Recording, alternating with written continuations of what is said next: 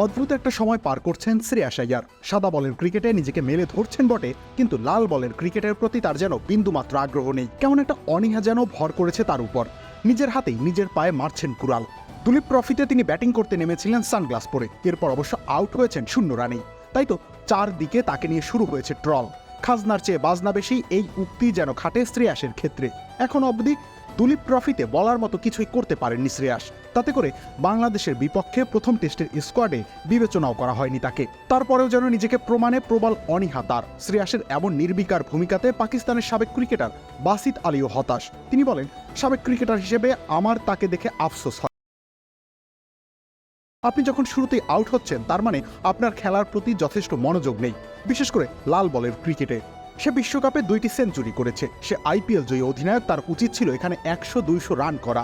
শুধু তাই নয়, বাসিত মনে করেন শ্রেয়াসের মধ্যে লাল বলের ক্রিকেটের জন্য যথেষ্ট ক্ষুধাও নেই। খামেরা তো দাগ হয় কিভাবে? এই যে ভাবি, দাগও যাবে রাগও যাবে, নিন চাকা সুপার হোয়াইট।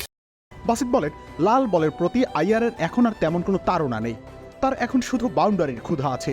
সে যদি বিশ্বকাপে 2টি সেঞ্চুরি করে নিজেকে বিরাট কোহলির মতো ভাবতে শুরু করে, তবে সে ভুল ভাবছে। ভারতীয় সমর্থক যারা আইয়ারকে সমর্থন করেন, আমি তাদের কাছে দুঃখ প্রকাশ করেই বলতে চাই যে আমি যদি ভারতের নির্বাচক হতাম, তাহলে আইয়ার দুলীপ ট্রফিও খেলতো না। সে ক্রিকেটের প্রতিনিধিত্ব করছে না। রবিউল ইসলাম রনি, খেলা 71।